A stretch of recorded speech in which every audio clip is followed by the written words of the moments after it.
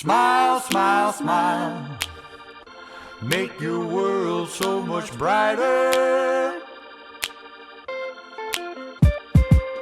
Smile, smile, smile. Make your world so much kinder. The worth of your smile is so much more than treasure. It's the way to health and happiness. Life will be a pleasure. When you leave the house, smile at everyone you see. Spread a little joy and love and sunshine with everyone you meet.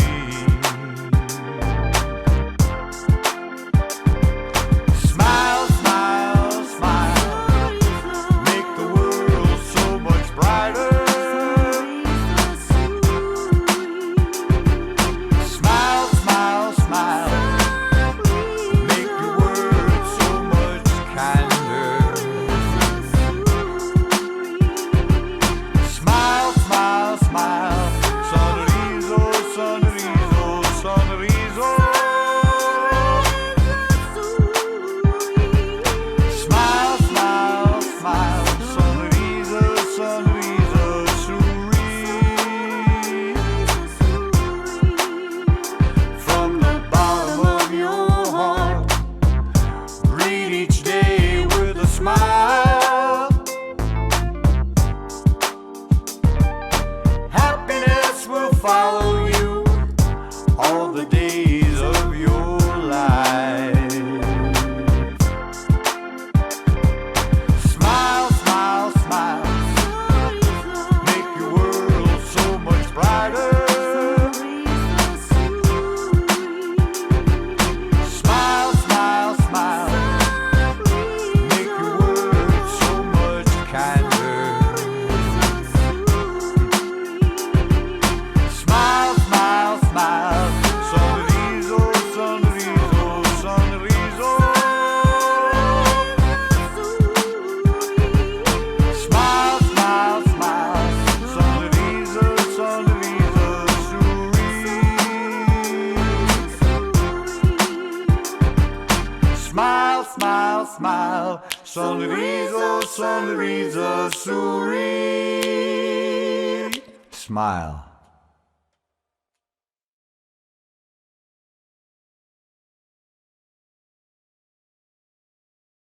How meditation helps in your career.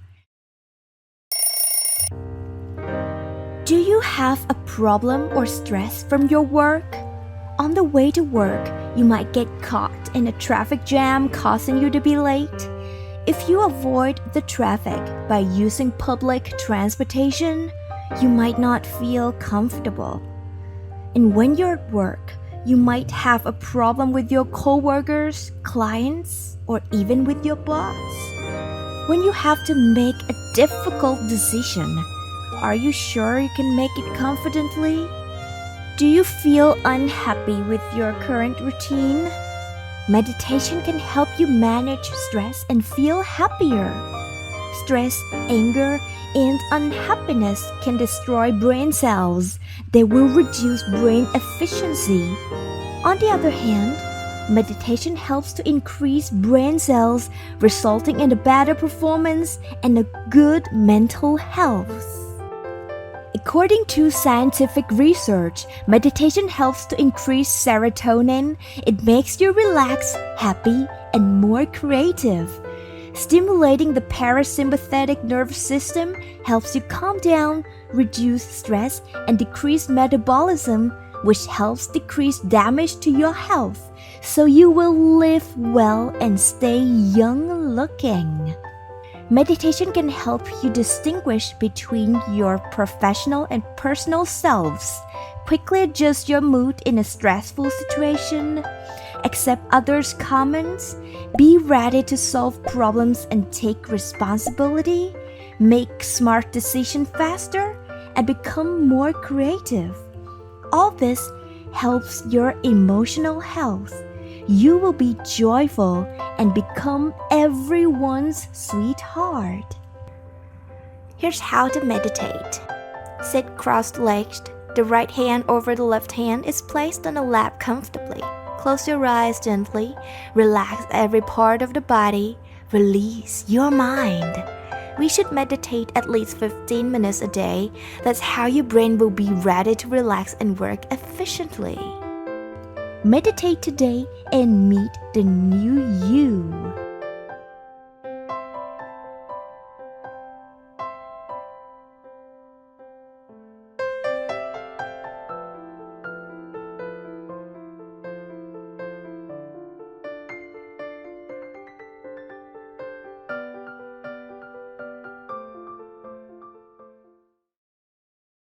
Meditation. Meditation is indication of mind being still, not wandering. It makes you feel peaceful, comfortable, happiness. Why meditate? Our brains are at work 24 hours a day even when we rest. But if the brain does not get rest, the result is stress and anxiety. That's why we need meditation so the brain can relax. However, meditation has many other benefits as well. Meditation helps to learn better. Our brains have 4 types of waves. Beta waves. Beta waves function in situations of chaos and cause low efficiency in learning. Alpha waves are activated in the brain in calm conditions, so we are ready to work efficiently with a very happy and creative mood. Theta waves, state of the brain is half asleep and half awake. Delta waves. The brain is in deep sleep state and wave frequency is minimal. Meditation can help reduce the frequency of brain waves, make a better performance, improve memory, reduce tensions, and enable more creativity. Meditation makes your skin better. Meditation will stimulate the secretion of growth hormone, makes the skin radiant and young-looking, reduce tensions, eliminate free radicals, the cause of aging, and improve personality, confidence, and appetite control. Meditation helps to improve our health. Meditation makes the white blood cells stronger, creating better immunity. Treatment of serious diseases such as cancer, heart disease, and dermatitis improves. It also leads to a good mental as well as physical health. Here's how to meditate. Sit cross-legged. The right hand over the left hand is placed on the lap comfortably. Close your eyes gently. Relax every part of the body. Release your mind. We should meditate at least 15 minutes a day. That's how your brain will be ready to relax and work efficiently.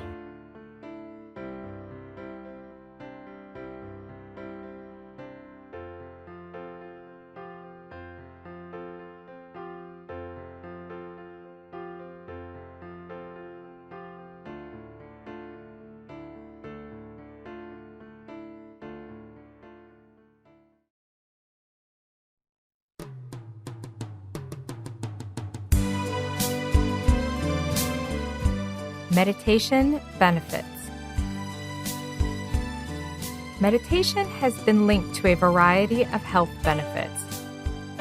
A review of scientific studies identified favorable outcomes of meditation, which include relaxation, concentration, an elevated state of awareness, self-observing attitudes, perceptual sensitivity, good memory, self-control, empathy, and good self-esteem.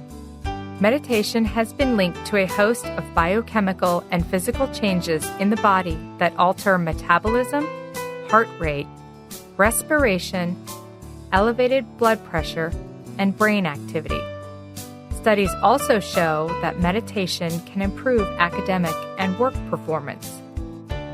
Meditation has now entered the healthcare domain because of evidence suggesting a positive correlation between the practice of meditation and emotional and physical health. Examples of such benefits include reduction in stress, anxiety, depression, headaches, pain, and blood pressure. In a Buddhist discourse on concentration, Samadhi Sutta, meditation benefits are indicated and described as follows. Happy living. We gain immediate happiness by the mere act of letting go from worries and burdens of life. It is akin to unloading a heavy load that one has carried in a long journey. The body feels lighter and the mind is relieved. By training the mind to be free of worries, we find happiness in everything we do and everywhere we go. We sleep with happiness, wake with happiness, and go about our daily duties with happiness. This aspect alone is enough of a reason for someone to meditate. Happiness derived from a mind that is peaceful is durable and lasting. It is a true kind of happiness. Nothing can adversely affect a person whose mind is peaceful even when facing difficult life conditions. The more we meditate, the higher the degree of happiness we gain. This is the kind of happiness that no one can take away from us. Super knowledge and insight. It is said that less than 10% of the human brain is utilized, while the other 90% is left unused.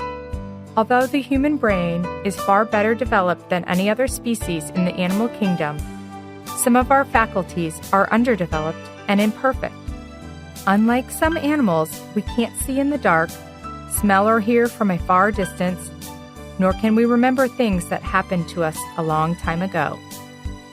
Our minds are clouded by mental impurities like dirt clouds water. Meditation can help purify the mind, perfect our faculties, and bring us transcendental knowledge that has been concealed from us. When we reach a higher point of meditative attainment and our faculties are perfected, we will have clarity that brings forth a higher form of insight and knowledge, including the ability to read other people's thoughts, to see the past or the future, or to recall our past lives. Cases of such supramundane abilities have been documented throughout time. Mindfulness and comprehension. Meditation can help us develop a keen sense of perception and awareness. We will become more alert and mindful of everything around. Our body and our mind will become more in sync with one another. We will become more focused and less distracted. Our concentration and memory will improve, resulting in better performance in school and at work. We will have better capability to understand and comprehend matters that are complicated. Our success will become easier to attain. Abandonment of defilements. Defilements are mental impurities caused by greed, anger, and delusion. They are the causes of all evil and man's biggest flaw. Greed causes discontent and misguided ambition. It drives people to cheat, steal, lie, and to commit crimes. Anger gives rise to hatred and ill will. Delusion gives rise to ignorance, the worst of the three. One who is ignorant lacks the insight and understanding of what is right or wrong and what is good or bad. Many people commit crimes because they don't know their actions are wrong. Defilements come from a mind that is impure. Meditation helps to purify the mind and improve its moral quality, leading to wisdom and good conduct and behavior. One who has wisdom is aware of the harmful effects of defilements and strives to free oneself of them. The wise practice generosity in order to combat greed. They observe moral precepts to combat ill will and exercise wisdom to overcome ignorance. From a spiritual point of view, wisdom gained from meditation will help us become more ethical in our decision-making and also our choice of action. We will become more at ease with ourselves and our surroundings, knowing that our actions are morally sound. Our family life will become more harmonious and we will be a better parent to our children. All actions, good or bad, originate from the mind. Most social problems originate from a low moral quality of mind.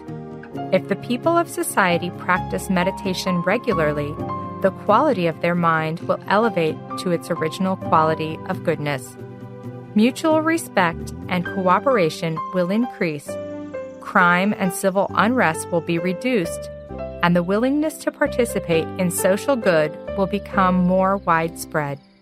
A society whose people practice meditation regularly will be a peaceful society. World peace begins with inner peace. The understanding of the truth of nature and the true purpose of one's life will lead one to fulfill one's life along the path of righteousness and purity. A person with a purified mind will not commit any wrongful action. Such a person will be assured of a happy afterlife destination. Wisdom from meditation. There are 3 ways that wisdom is acquired: through learning, thinking, and meditating. Often what we consider to be the truth today may no longer be true tomorrow. A real truth must be timeless. Something that was believed to be true 10,000 years ago should still be true today and should remain true 10,000 years from now. Knowledge gained from meditative insight is based on real truth. There is much more to the secrets of life than can be found in books or lectures or through one's own thinking abilities. Meditative attainment allows us to tap into the inner knowledge that reveals our true nature and the spiritual essence that exists within each one of us.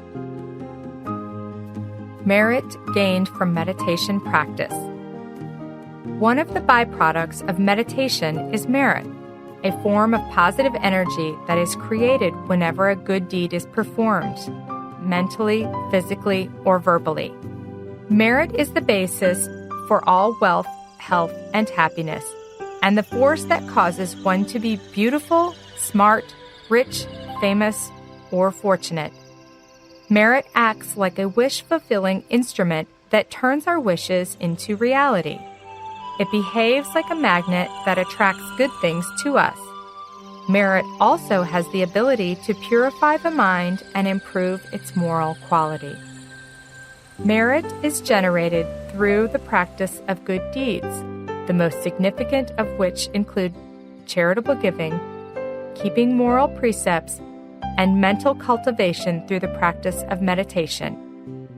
Whenever you practice meditation, you generate merit.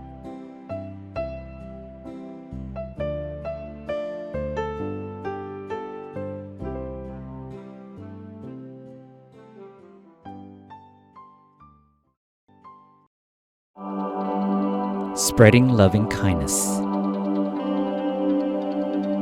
Everyone yearns to experience peace and happiness, be free from anxiety, and be able to let go of anger and unpleasant feelings. Whenever we get angry or jealous, our mind becomes restless, nervous, and uneasy. This is where the spreading of loving kindness can help. To spread loving kindness is to extend waves of love and well wishes to all living beings without any sense of jealousy so that they can be happy. It also means having sincere goodwill towards others, be it someone we dislike or our foe. When we are able to spread loving kindness to those we don't get along with, it means that our mind has elevated itself above the influence of anger and jealousy through the power of loving kindness. Loving kindness is a tool to eradicate defilements such as anger, malice, or animosity arising from jealousy. How to spread loving kindness. Sit in a half lotus position or comfortably in a chair. Gently close your eyes as if you are about to fall asleep. Relax every part of your body. Adjust your sitting position so that you feel comfortable.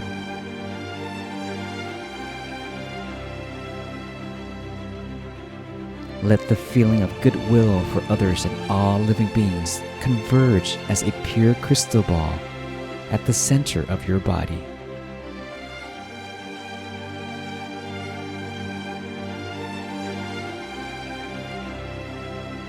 Softly spread the feeling of loving kindness to the left, right, front, back and above, and below and to every human being and living being around you. Gradually spread your loving kindness so that it covers all areas. Let it cover all the towns, districts, cities, counties, countries, world, and universes. Make a wish for all beings to be free from misfortunes and animosity towards one another. Wish for those who are suffering to be free from suffering, those who are happy to experience even greater happiness.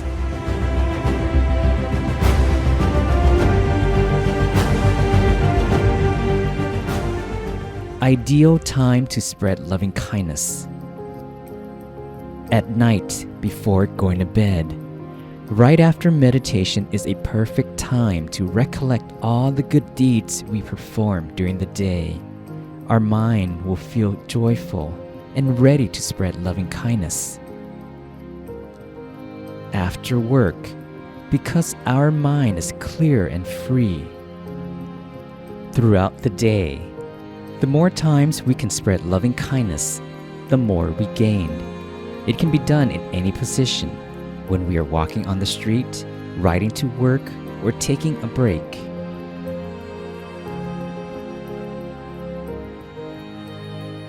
Benefits of regularly spreading loving kindness. Sound sleep. We will experience deep and relaxing sleep. Waking up happy, we will feel refreshed, relaxed, and rejuvenated. Absent of nightmares, we will not have scary and terrifying dreams that startle us awake. Be loved by others. We will possess charms and be devoid of foes. Even those who dislike us will begin to like us.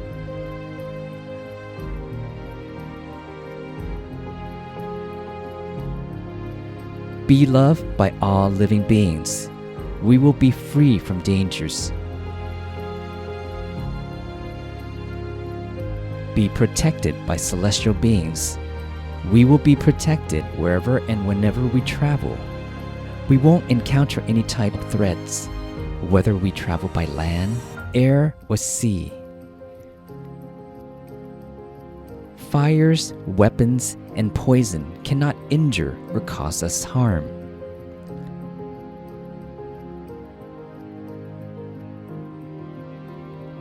Sharp and focused. Whether we are studying or working, we will be focused and can accomplish our work successfully. Radiant complexion. Even with the passage of time, our complexion will remain perpetually clear and radiant. Coherent and lucid at death.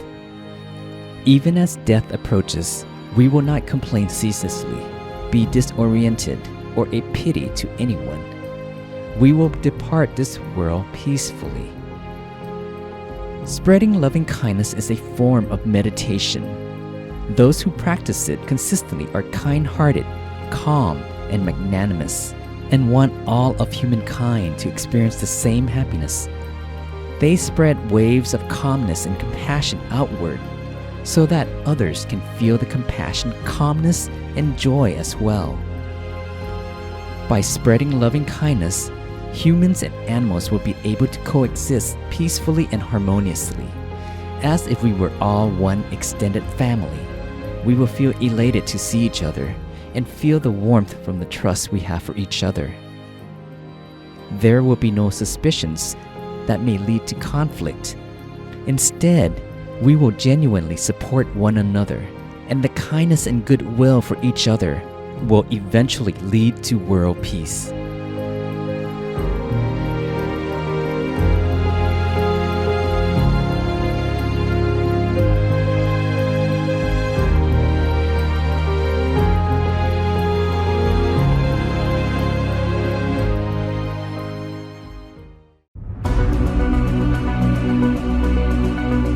Giving, a practice of generosity. Human beings subsist in this world by giving and sharing. When we first entered the world, we didn't arrive with anything. If we didn't have parents or benefactors to provide us with love, kindness, and care, we would never have survived from infancy to this day. The value received from the act of giving is incomparable for both the giver and the receiver. However, it is even more significant for the ones who give persistently, for their generosity will improve their lives immensely. Giving is the act of sharing wholeheartedly for the benefit of others. The more we give, the more we get. It is comparable to how water flows back when we push it forward. The water that surrounds us flows towards us. Givers are well loved by all. Great reputation will be spread around. Giving can be categorized into 4 types.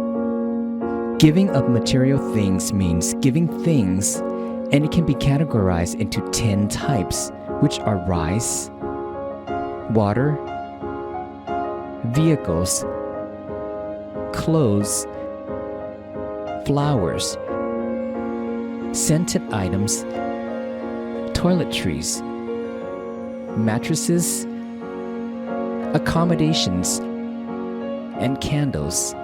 The greatest giving of all is called Sanghadana, which is giving to an unspecified recipient monk. Giving of kindness means protecting the lives of all living beings and involves the complete removal of anger from one's heart, elimination of vengefulness, and being forgiving. Giving of knowledge means offering knowledge and wise guidance that benefit people's lives. Giving of wisdom means sharing knowledge about the truth of life. This includes educating people on wholesome and unwholesome deeds, advising them to avoid misdeeds and to perform good deeds, and encouraging them to practice meditation to purify their mind. These are all paths of purification for one's body, speech, and mind. Factors that make any giving leads to greater results are: 1. Pure object. The object being offered must be rightfully owned. It must not be stolen goods. 2. Pure agents. Both givers and recipients must be virtuous. 3. Pure intention. Giving was completed with good intention before, during, and after the action. Benefits of sharing. The giver is beloved and admired by a multitude of people. Virtuous people are eager to associate with the giver. The giver's exemplary reputation becomes well known. The giver possesses confidence at all social gatherings. Those who give cherished items would receive cherished items. Those who give great objects would receive great objects. Those who give good objects would receive good objects. Those who give excellent objects would receive excellent objects.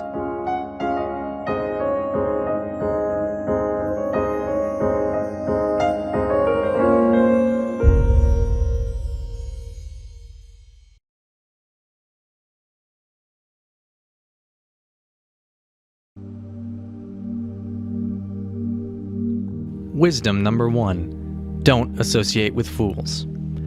He who lies down with dogs will rise up with fleas. Everyone born into the world has the best intentions to live a decent life. Why do some fail? Even a criminal doesn't particularly want to live his life dishonestly. But why does he end up making a mess of his life? The answer is because of the lack of good discretion. Discretion is the basic understanding by which we judge each experience and situation in the world to know whether it is likely to be beneficial or harmful. Discretion is a personal quality we acquire through our own experience and as well as through influences from others. We call those who influence us to conduct our lives in a beneficial way virtuous friends. Those who influence us to conduct our lives in a destructive way we call evil friends, or simply fools. What is a fool? A fool is someone wicked, weak, or feeble in the moral sense. He is morally underdeveloped and sees things in a distorted way. His discretion is faulty and his judgment flawed. He has no sense of shame or fear of doing wrong, and he takes no responsibility for his actions. A fool and a wise person see things differently.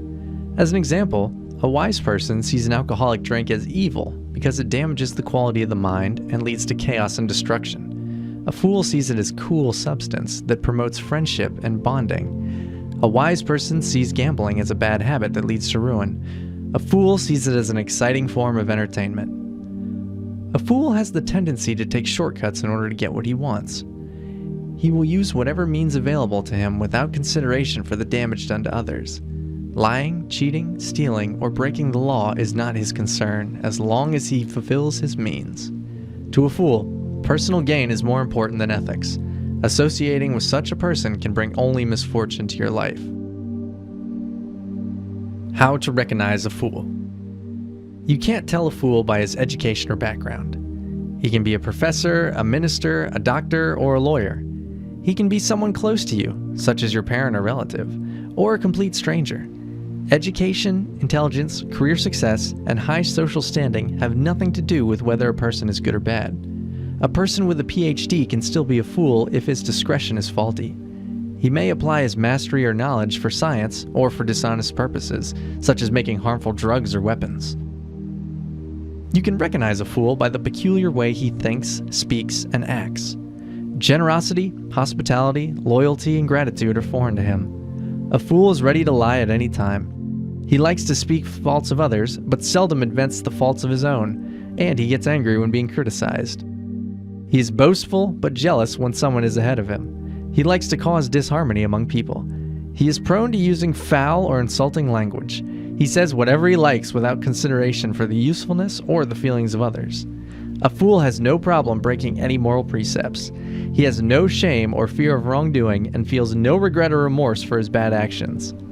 If you meet someone who has all or even some of these characteristics, you know you have made the acquaintance of a fool. Wrong view. Fools assume the wrong view about life and the ways of the world. They believe that good and bad actions have no consequences. In other words, the law of karma doesn't exist. There is no life after death, or heaven or hell. This belief causes a fool to take no responsibility in his actions, thinking that it will all end after he dies. Generosity is not a virtue and brings no benefit. This attitude gives rise to selfishness and greed. A child does not owe gratitude to his parents. Any person who does not recognize the virtues of his parents is incapable of seeing the good in others. It is unnecessary to honor people worthy of honor. This attitude leads to egoism and the lack of humility. Hospitality is unnecessary. Hospitality is an act of kindness. Those who lack it tend to be the uncaring type. Monastics are unable to purify themselves of all defilements. Enlightenment is not attainable. The lack of faith deprives the fool of his own potential for spiritual attainment. Because of a misguided attitude, a fool goes about his life making mistakes and committing all sorts of wrongdoings. The bad karma he has created for himself due to his wrongdoings will eventually drive him to an unhappy destination.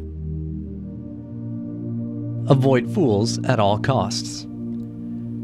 The challenge of growing up is intensified if one is not careful about choosing the right company.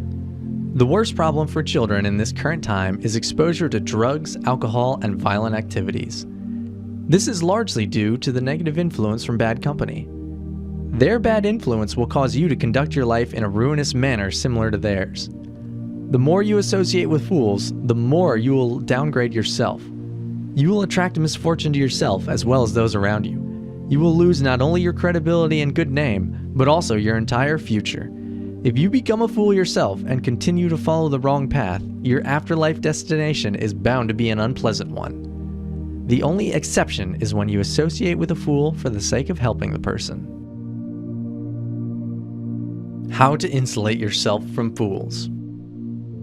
Avoid activities that may cause you to become a fool yourself.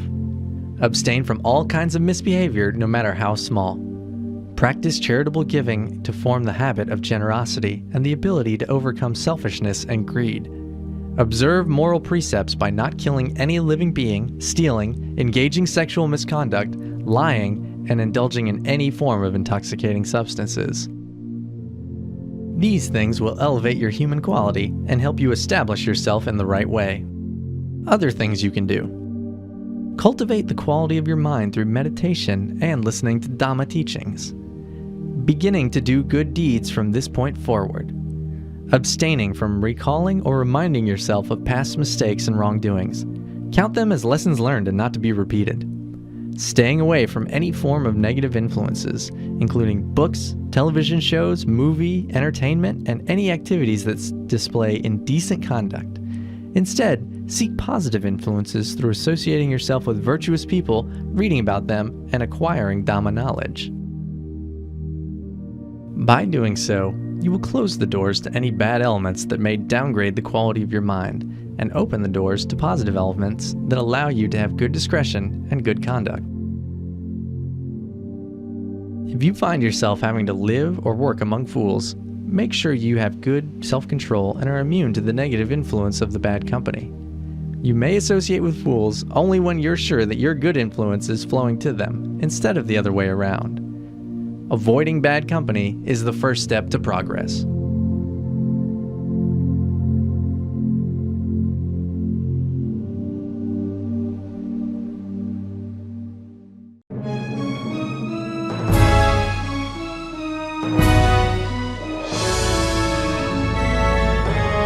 History of the Lord Buddha.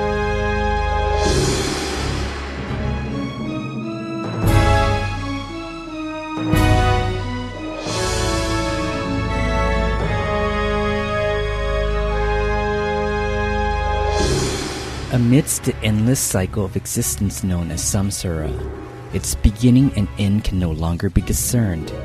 A living being has to die and be reborn countless lifetimes before he can understand the truth of life in the world, feel dissatisfied with the way things are, and be motivated to find a way to liberate himself from all the suffering. The Buddha revealed to the world the truth behind life in the current and the future worlds. He was the first person to discover the law of karma, the universal law that governs all living beings in the endless cycle of existence known as samsara. He showed us the way to end all sufferings, close the gates to hell, and the path to heaven and nibbana regardless of one's station in life or social class. With boundless compassion, the Buddha is considered the greatest teacher by all humans and celestial beings. Although incalculable numbers of Buddhas have come into the world, but the occurrence of each Buddha doesn't happen easily and takes an unimaginably long time.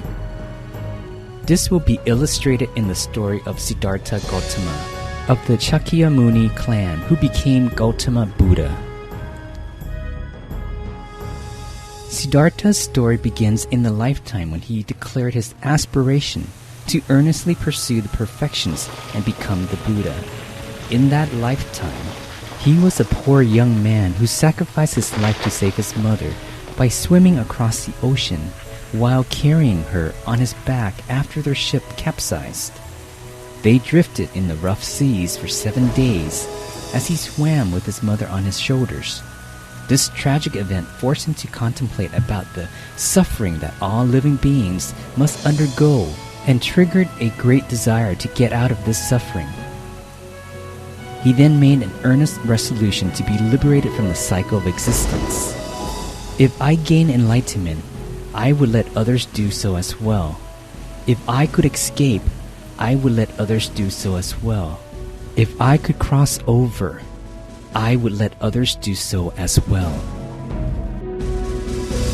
From that day forward, The Bodhisattva persevered in cultivating the 10 perfections, consisting of generosity, morality, renunciation, wisdom, endeavor, patience, truthfulness, resolution, loving kindness, and equanimity.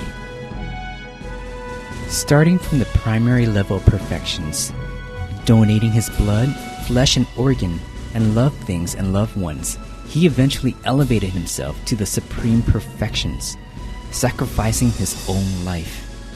He continued to accumulate good deeds and cultivated his perfections for 20 incalculable eons and 100,000 world cycles.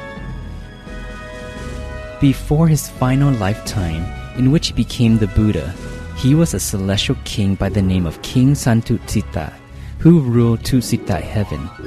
During that time, Devas from the 10,000 world system convened to discuss who would become the next enlightened Buddha. They all agreed that it should be King Santutsita and invited him to take birth as a human being. He accepted their request and entered the womb of Queen Mahamaya, the wife of King Suttodana, ruler of Kapilavastu. When Queen Mahamaya was 10 months pregnant, she made a trip back to her home in Devadaha city with the intention of giving birth in the land of her father, which was a tradition of that time. Along the way, she stopped at Lumpini Grove to take a needed rest underneath the beautiful blooming sala trees. As she reached for a branch of a sala tree, it bent itself down to meet her hand. While holding onto the branch for support, the queen gave birth to the great Bodhisattva. When the great Bodhisattva was delivered, his body was immaculate as there was no stain or dirt associated with birth. He also possessed the 32 marks of a great man due to the perfections he had cultivated.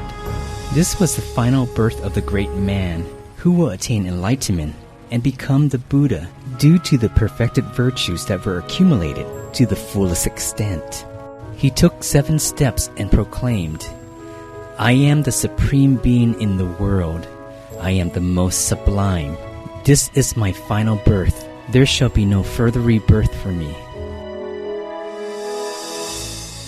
At that time, a hermit, Asita, also known as Kela Devin, who was acquainted with the royal family, heard about the great Bodhisattva's birth and requested a visit to the royal palace. As soon as he saw the marks of the great man on the prince, he paid homage at the prince's feet. Then, he predicted that this little prince would definitely attain enlightenment and become the Buddha. Kodonyat Brahmin also anticipated that Prince Siddhartha, whose name meant the one who would bring fulfillment to humanity, would definitely be ordained and become the Buddha.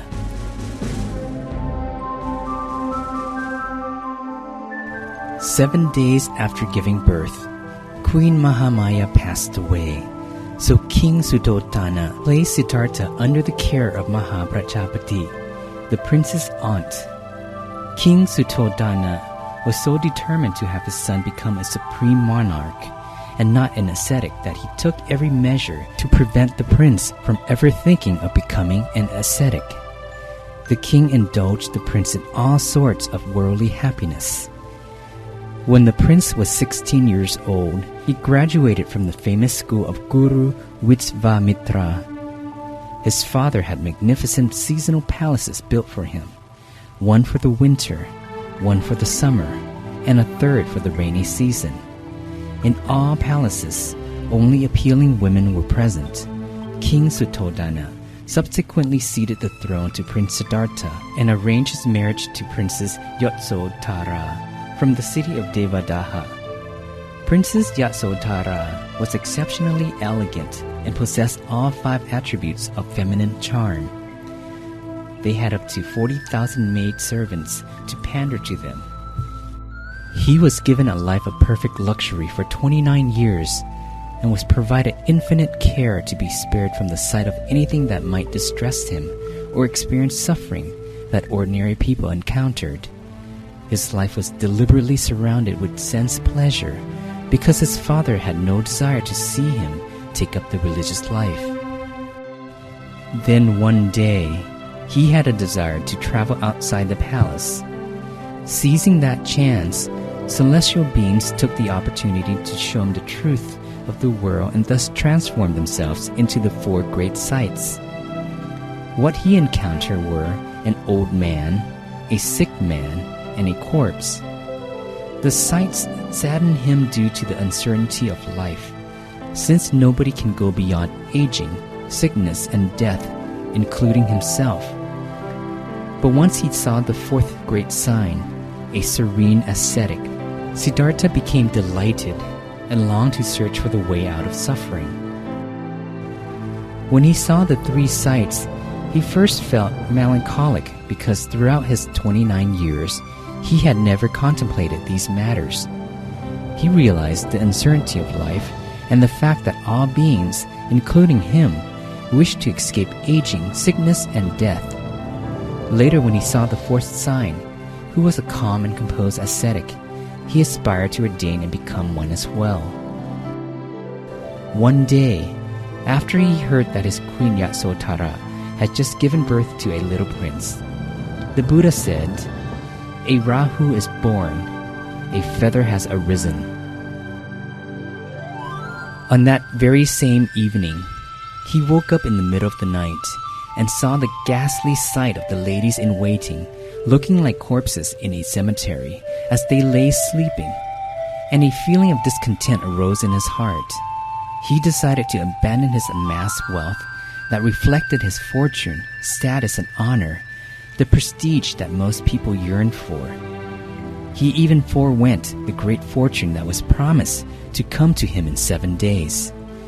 He was willing to relinquish everything because he had a higher goal, to seek enlightenment and to find the way out of suffering from the endless cycle of rebirth.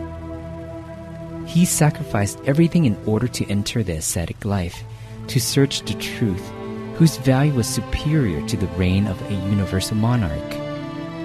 He recognized that although the status of a universal monarch may be superior, it still could not escape the suffering derived from aging, sickness, and death. Therefore, he went forth on his steed, Gantaka, along with his favorite page, Chanat, to embark the life of an ascetic and to find the way out of suffering. After ordaining, the Bodhisattva studied diligently under the ashram of hermits Alara and Uttaka until he was able to attain the 8th attainments. Although his knowledge exceeded that of his teachers, he was still unable to find the way out of suffering. He then realized that this was not the correct way to escape the cycle of suffering. So he set off on his own to find the path out of suffering and proceeded to Uruvela, where the 5 ascetics waited upon him while he practiced extreme self-mortification. After 6 years of rigorous practice, he exceeded everyone, but still could not find the path to emancipation or enlightenment. Once he realized that self-mortification only led to suffering and not the end to suffering, he ceased the practice completely and turned to meditation. On the 15th day of the 6th lunar month, the day Siddhartha attained enlightenment, Miss Suchada kindly offered him rice pudding. After finishing his meal, the Bodhisattva brought the golden platter to Naranjara River and made an earnest resolve. If I am able to attain enlightenment today, may this platter float upstream against the current. As it so happened, the platter floated upstream to the middle of the river, about 80 cubits, before sinking to the subterranean world of the Nagas. After that, he went to a Bodhi tree and received 8 bunches of dried grass from Sotiya and made a seat for himself at the base of the Bodhi tree. Suddenly his seat became a precious throne, 14 cubits in width, and he sat in the half-lotus position. He sat facing east and made a declaration. Even if my flesh and blood were to dry up, leaving only my skin and bones, I will not leave this seat until I attain enlightenment. While the great man was meditating, evil Mara tried to thwart his effort, contemplating. Siddhartha is about to set free from my control. I shall not allow this to happen. The evil Mara then advanced his Mara troops to besiege the great man with the intention of destroying his persistence. The sound made by Mara and his troop sounded like the earth was collapsing. The evil Mara was riding on his elephant, Kilimekra, that possessed 1,000 arms, holding a myriad of weapons. The Mara troop advanced toward the Bodhisattva with numerous types of weapons that varied in strength. All the celestial beings were so terrified that they escaped to the end of the universe, leaving the great man alone on his throne to defend for himself. He then thought to himself, "These evil Mara aim to attack me and only me. I do not have anyone here except for the perfected virtues that I have accumulated for an incalculable amount of time. I shall use my perfections to fight against this evil Mara troop." Upon recalling the 3 levels of the 10 perfections, which he pursued to the fullest extent, he felt no fear for the evil Mara and its troop. Even after demonstrating its mighty power, the evil Mara and its troop was not able to deter the great man. The evil Mara and its troop eventually retreated after they could not match the great man's perfections. Following his victory, he sat still and meditated earnestly by concentrating his mind at the center of his body. When his mind came to a standstill, a clear and bright crystal sphere appeared inside. His mind drifted inwards in accordance to the middle way, not too tight and not too loose. As he meditated, his mind became increasingly clear, and the Dhammagaya eventually appeared. The more still his mind became, the greater the bliss he experienced. During the first watch, he acquired the ability to remember his incalculable numbers of past existences in the endless cycle of existence. During the second watch, he attained the super knowledge where he could recall other beings' previous existences. During the third watch, he attained knowledge of the Four Noble Truths and could eliminate all the defilements from his mind. Our Bodhisattva continued to contemplate his enlightened knowledge until he became enlightened as the Buddha early the following morning. He had finally liberated himself from the sense sphere that imprisoned every living being after countless existences dedicated to discovering the path out of suffering.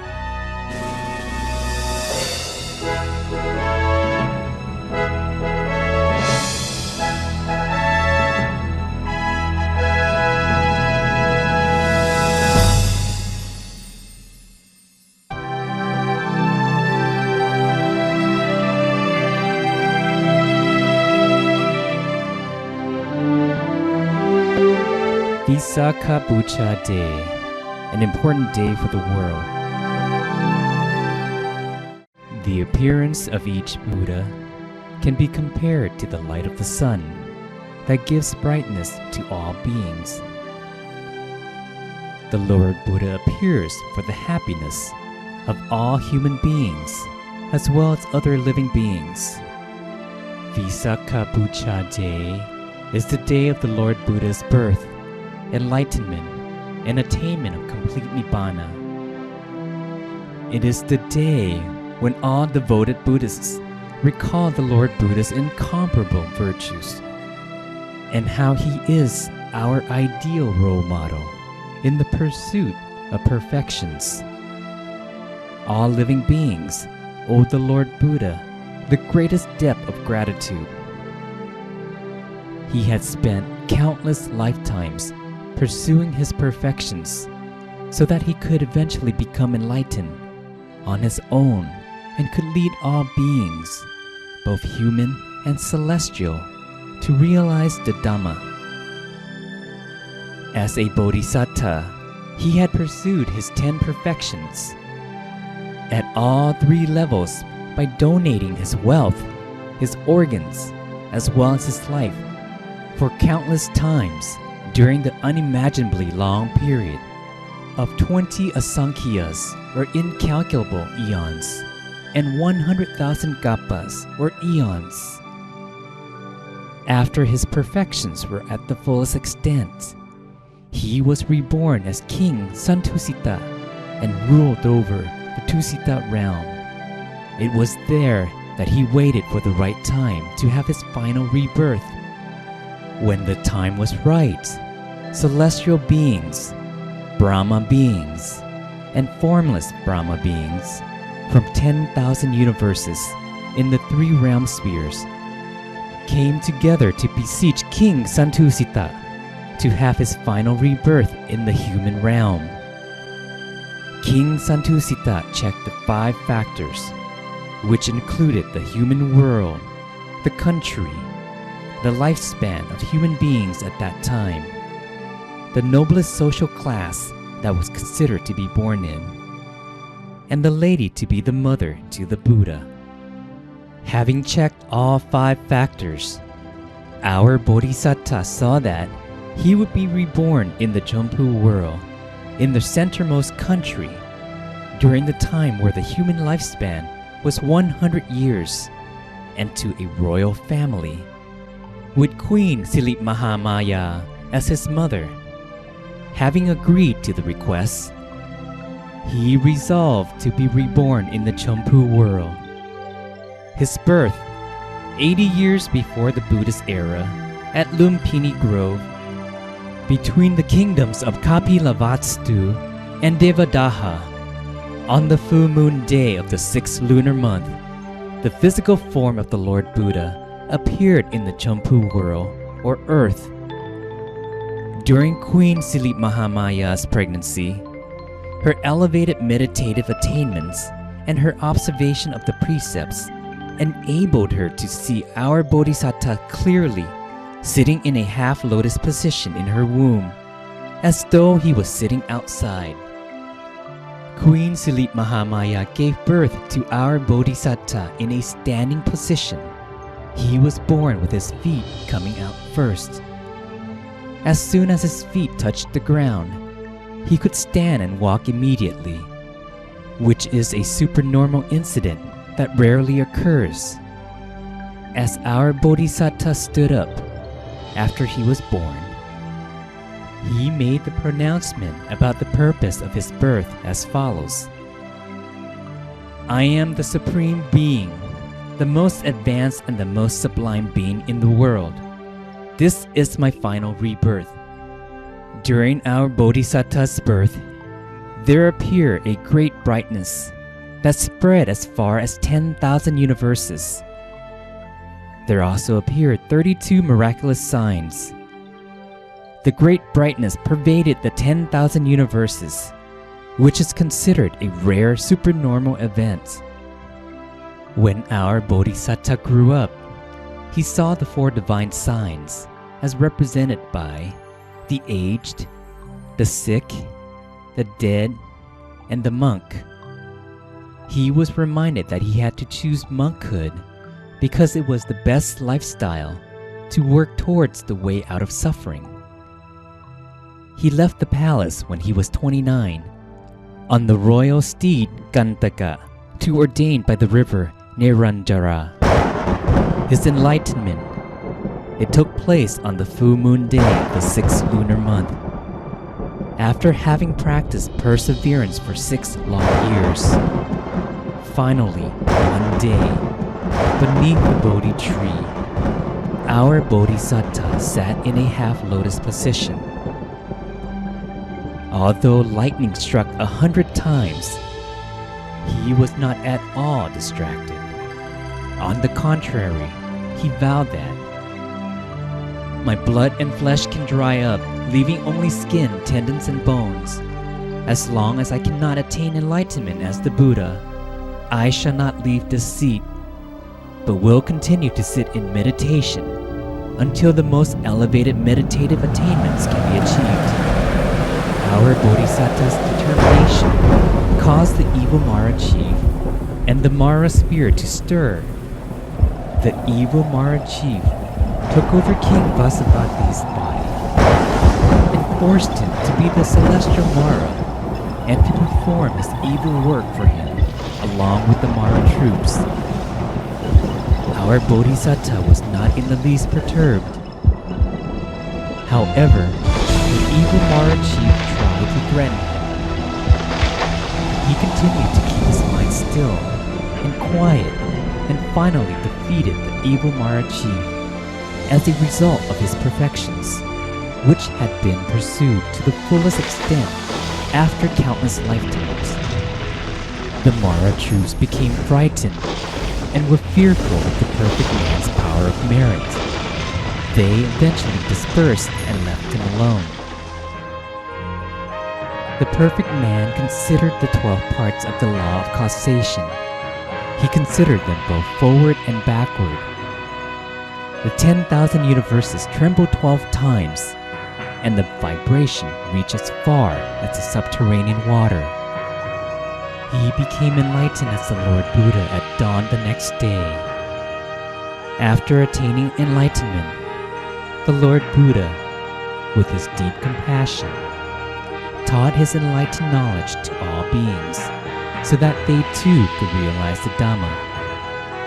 For the long period of 45 years, he had trekked far and wide to spread the teachings tirelessly and had helped a huge number of beings to realize the Dhamma and attain the different stages of purity.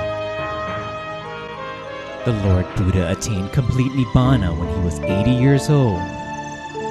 Attaining complete Nibbana on the full moon day of the 6th lunar month, 1 year before the Buddhist era, at the Salavan forest of Kusinara Kingdom, our Lord Buddha attained complete Nibbana. His physical body expired, and only the Dhamma body remained, which was the Lord Buddha's Dhammagaya.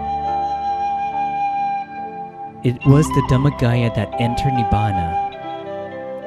Before his body expired, the Lord Buddha graciously gave his final advice to the Buddhist communities. The body is changeable and undergoes decay as a normal process. Therefore, you must make sure not to be reckless. This is the abbreviated version of our Lord Buddha's birth, enlightenment, and attainment of complete Nibbana. Our Lord Buddha is our best role model.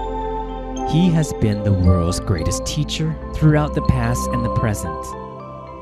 Therefore, every full moon on the 15th of the 6th lunar month, which is also called Visakha Purnami Day, is the day of the Lord Buddha's birth, enlightenment, and attainment of complete Nibbana.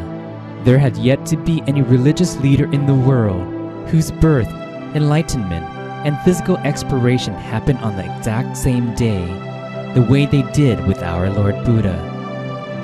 The United Nations call this auspicious day a universally important day of the United Nations, or an important day of the world. Therefore, Visakha Busha Day is the day that the Buddhist communities should invite everyone in the world to think about the Lord Buddha and his pursuit of perfections, to come and study the Dhamma, because Dhamma can serve as our guiding light in this life, and later it can lead us to the celestial realm and Nibbana. We should come together to practice meditation and endeavor to attain the Dhammagaya within us.